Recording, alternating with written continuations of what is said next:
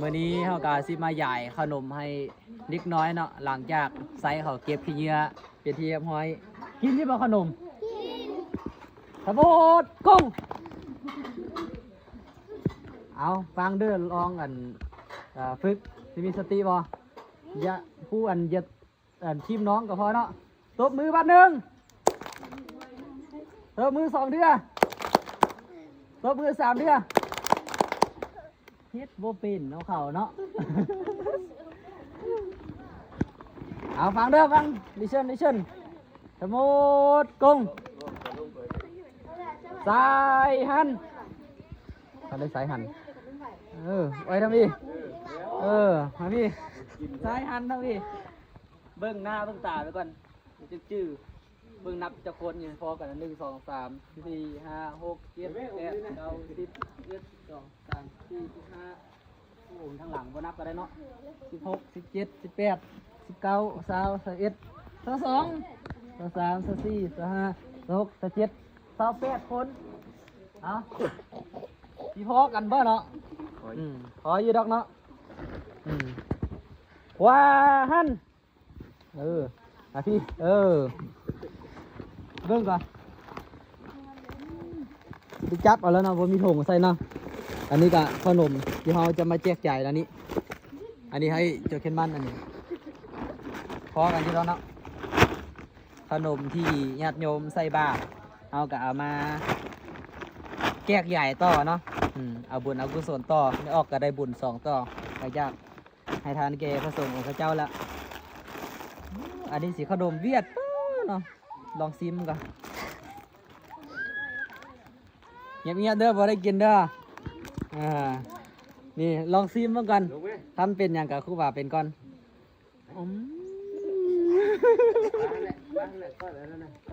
แซ่บเลยโอ้ยเนาะแซ่บเลยอยากกินบ่อยากกินอะไรเห็นอะไรแล้วทำต้องบอกง่ายฟังความเด้อดุมันขยันเพียรฟังความพ่อแม่ครูบาอาจารย์เด้ออย่าเป็นคนขี้ดื้อใดขี้ดื้อนี่ไม่ได้กิน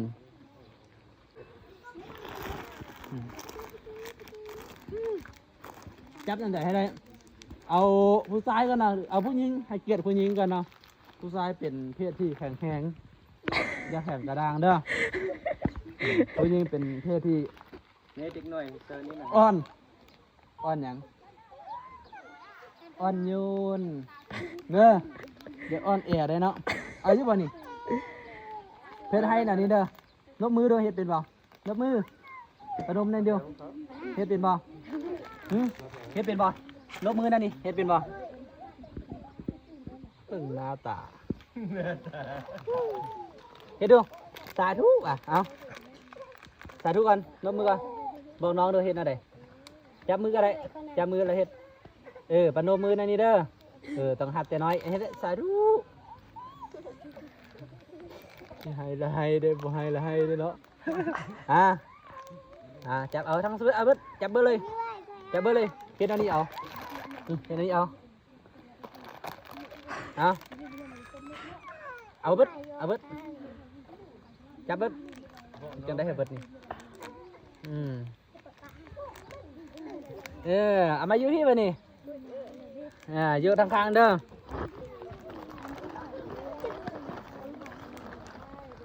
ผู้ใหญ่นี่ฮู้อยู่เนาะเฮ็ดได้ลงมือสาธุเอาหันเด้อเอามาอยู่ข้างวันนี้บ่มีอันกันนะจะได้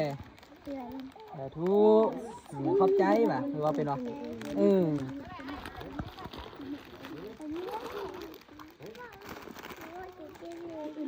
จะได้ขอบใจ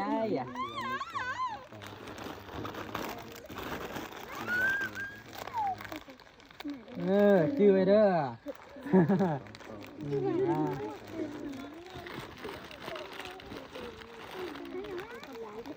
เอานี้เอากันเอาหมวกออกฮะเป็นยังจะออก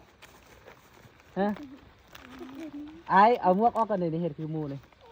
อะไรบ่บ่ได้นี่เอานี่จะได้อ่า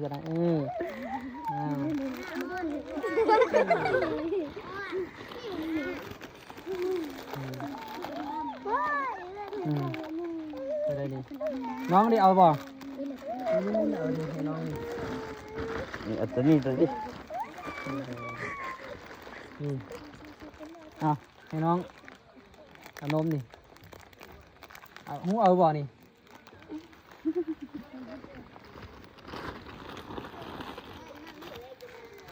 คือมีแดดขนมเอลซี่เนาะของเทิงเนาะคือน้อยมียังนี่ใครนี่อันนี้ก็มาท่าเลยนี่ไปเข้าแถวแม่นี่ก็เลยอยากได้น้ำเขามีจะขนมมานี่มีถุงให้เนาะใส่ถุงนี่สาธุกันสาธุขึ้นบานได้ไหมยิ้มดูยิ้มนี่ยิ้ม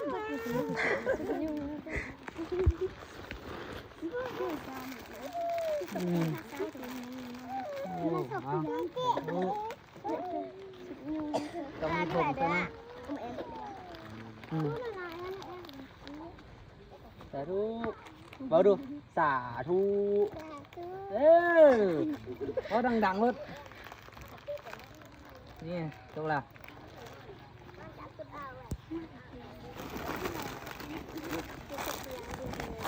ยังหลายอยู่เบาดูสาธุ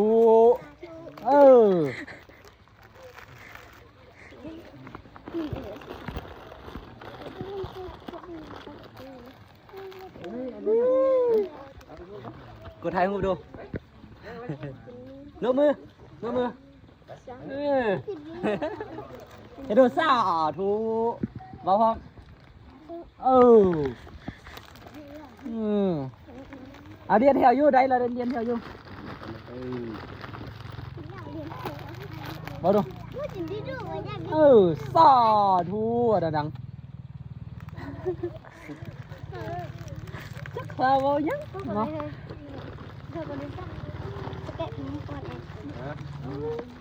นบมือเอาเป็นว่าสาธุเอา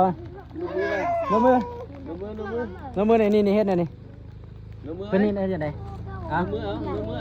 เก่าหัวก็ง้างอยู่เอาบ่นบมือสาธุนบมือเอาถ้าเราเฮ็ดดูเฮ็ดเป็นบ่นบมือขึ้นมียังอันอยู่หัวเนาะเยอะเด้อเฮ็ดนี่เด้อ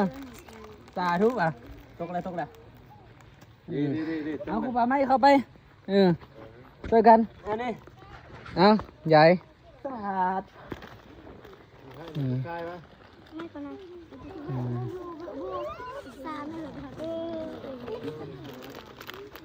เก็บเลย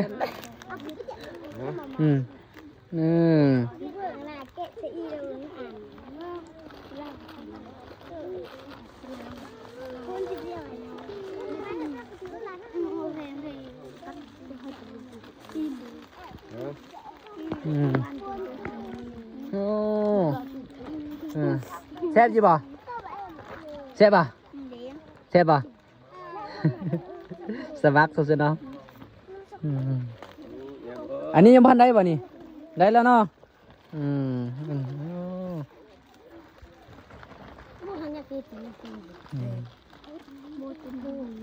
กินแล้วที่มันใส่กระต่ายขี้เหงื่อเด้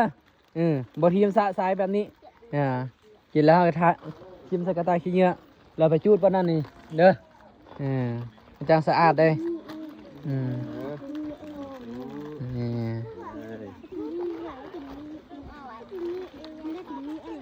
เนี่ยขนมต่อนะโอ้พออยู่นี่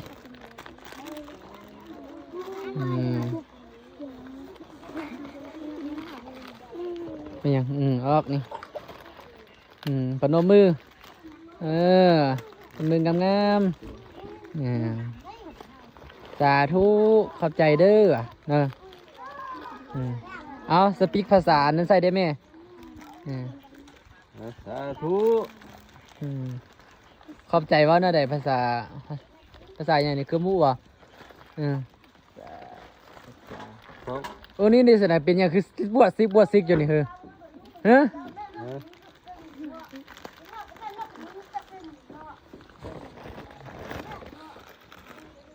อันนี้เฮ็ดเวียกนะคอยอยู่ป่ะ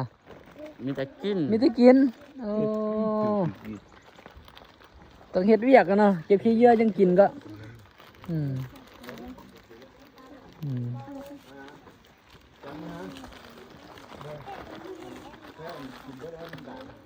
ตัน อยู่ถุงนี่ กินจนเวิดสิเนาะนี่อุ้มเอาคนละน้อยแบ่งกันเนาะกินละชิมใส่กระต่ายขี้เหี้ยเด้อ เป็นจะบ่ รักษาความสะอาดมีน้องก็บอกน้องเด้อน้องบ่ฮู้เด้อ บัดนี้กับคนง่าย อืม คนง่าย นี่บ่ทีมสะไซที่กินแล้วไปทีมใส่พุ่นเด้อแล้วไปทีมใส่จุดขี้เหงื่อในแขกไปไทยมาแต่ไก่ได้ เดี๋ยวกูเดียวบ่โง่เบิ่ง อันนั้นเดียวเฮาเก็บอันนั้นนะเอออ่ะแจกขนมให้เด็กน้อยที่บ้านนาแจงบ่แม่นบ้านคำกูนาเนาะนี่เนาะอืมถูกเบิ่งแล้วบ่ เอาเว้าขอบใจพร้อมๆกันด้วยเออเอาคือครูบาบอกเด้อต้องบอกง่ายฟังความพ่อมีเอ้ยอายฟังความครูบาอาจารย์เด้อเนี่ยนายจังใหญ่ยื้อใส่ไม่ออกไปใส่ละแอกล้างถ้วยไปย้ายเพิ่นนี่ เบิ่งแล้วบ่ อ